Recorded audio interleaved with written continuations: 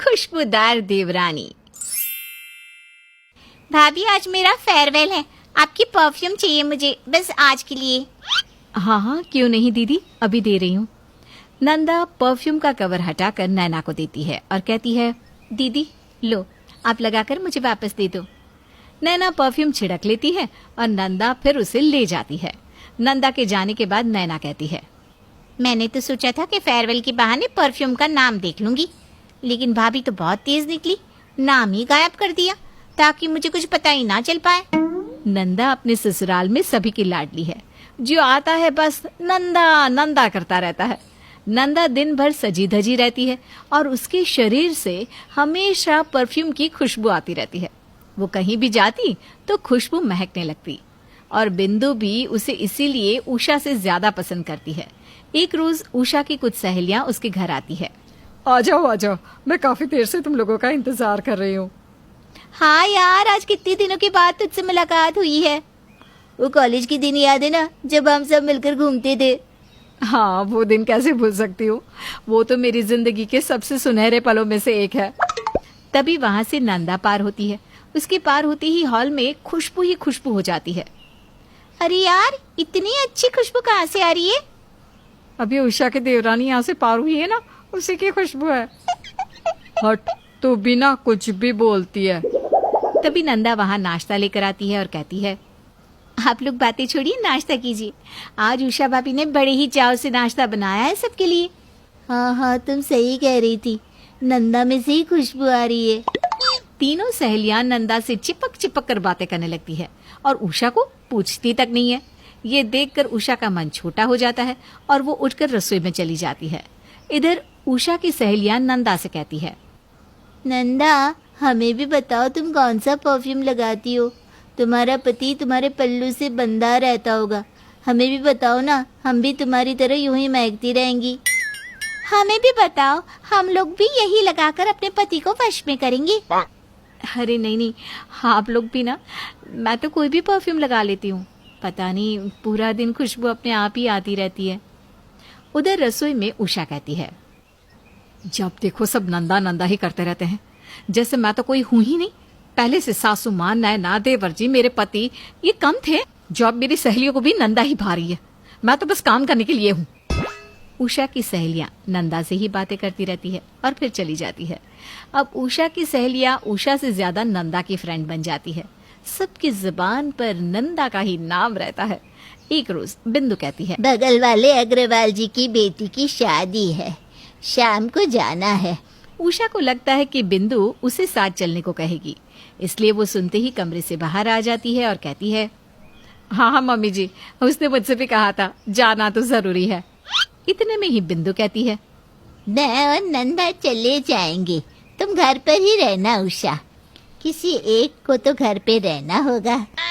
नंदा, मुझे अपनी खुशबू वाली परफ्यूम लगा देना ताकि मैं शादी में नजर आऊं। मम्मी जी मैं आपके साथ ही जा रही हूँ ना, मेरे होते हुए कोई आपको कैसे नहीं देखेगा, आप बस मेरे साथ रहिएगा। हाँ, मैं तो भूल ही गई, तुझे मैं इसीलिए तो शादी करके लाई थी। पता है, पहली बार जब मैं तुझे देखने गई थी तो तेरी खुशबू से ही मेरा मन खिल उठा था। बस वही देखकर मैंने इस रिश्ते के लिए हाँ कर दी और आज मैं बहुत खुश हूँ कि तुझे मैं अपने घर बहू बनाकर ले आई। उषा को तो कोई देखता तक नहीं, ना ही उसे तैयार होना आता है, ना ही कुछ। तू ना होती तो पता नहीं क्या होता मेरा। मेरी प्यारी मम्मी जी। उषा को ये सब सुनकर बहुत दुख होता है और वो रोने लगती है। बस अब बहुत हो गया, अब मैं बताती हूँ इस नंदा को, जाने दो शादी में। वो वहाँ शादी में मजे करेगी और मैं यहाँ उसका परफ्यूम चुरा लूंगी। देवरानी जी, अब निकलेगा तुम्हारा तेल। इधर शाम होते ही बिंदु और नंदा शादी में चले जाते हैं और उधर उषा नंदा के कमरे से उसके सारे परफ्यूम की बोतल खाली कर देती है और उसमें पानी भर देती है। अब आएगा देवरानी जी, अगली सुबह देवरानी जी आपके लिए आंसू लाएगा, आंसू। अगले दिन सुबह नंदा नहा धोकर तैयार होने लगती है और अपना परफ्यूम लगाने के लिए जाती है। परफ्यूम लगाना तो जरूरी है, परफ्यूम क्वीन परफ्यूम लगाकर ही तो महक उठेगी। परफ्यूम छिड़कते ही नंदा को अजीब लगने लगता है। क्या हुआ, इसमें से महक क्यों नहीं आ रही? ये तो पानी लग रहा है।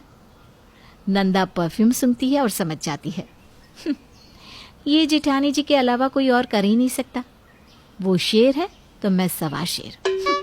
मैं भी छुपा छुपा कर परफ्यूम रखती हूँ। कितना फेंक दोगी जेठानी जी? नंदा अपने बेड के नीचे से छुपाया हुआ परफ्यूम निकालती है और खुद पर छिड़क लेती है और तैयार होकर बाहर निकलकर खड़ी हो जाती है। नंदा को देखते ही नैना कहती है, क्या बात है भाभी, आज तो आप रोज से भी ज्यादा महक रही हैं। आपसे किसी की तुलना ही नहीं है। ये सुनकर उषा मन ही मन कहती है, ये कैसे हो सकता है? इसमें तो मैंने पानी भरा था। कहीं ये कोई जादू करनी तो नहीं है? पानी से खुशबू कैसे आ सकती है? इसका कमरा चेक करना होगा। इतने में ही वीर नंदा से कहता है, नंदा, तुम्हारे हाथ के पुलाव का तो जवाब नहीं। आज तो मैं वही खाऊंगा। उषा तुम्हारे जैसा पुलाव नहीं बना पाती है। हाँ भैया, अभी बनाती हूँ। इतने में ही सोसाइटी की कुछ औरतें बिंदु के घर आती है और कहती है, बिंदु, हम तुम्हारी बहू को अपनी सोसाइटी की अध्यक्ष बनाना चाहते हैं। उषा तुरंत कहती है, अरे मैं तो कब से चाहती हूँ कि मैं अपनी सोसाइटी के लिए कुछ करूँ। हम तुम्हारी नहीं, नंदा की बात कर रहे हैं। नंदा की खुशबू की तरह हमारी सोसाइटी भी महक उठेगी। नंदा, तुम हमारे सोसाइटी की अध्यक्ष बनोगी ना? हाँ हाँ, क्यों नहीं।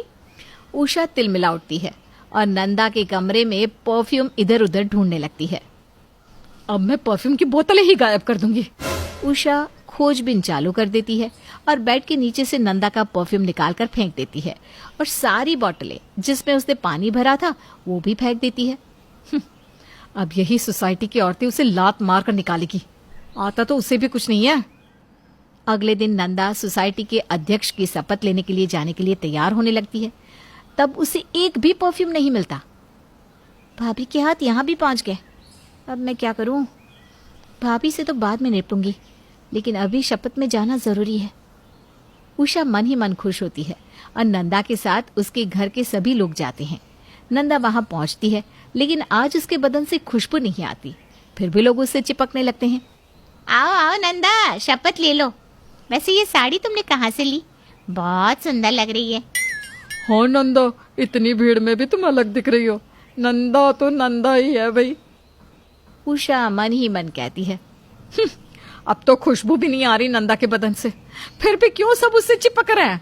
उधर मन ही मन मुस्कुराते हुए नंदा कहती है, भाभी जी, आप डाल डाल तो मैं पात पात। मुझे हराना मुश्किल है। आपने मेरा परफ्यूम चुराया तो मैंने लोगों को अपनी तरफ करने का नया तरीका ढूंढ निकाला। बेचारी मेरी चिठानी जी। और नंदा सोसाइटी की अध्यक्ष बन जाती है और सबके दिलों में राज करने लगती है। अब नंदा का उसके ससुराल में पहले से भी ज्यादा रूप चलने लगता है और उषा की सारी कोशिशें नाकाम हो जाती हैं।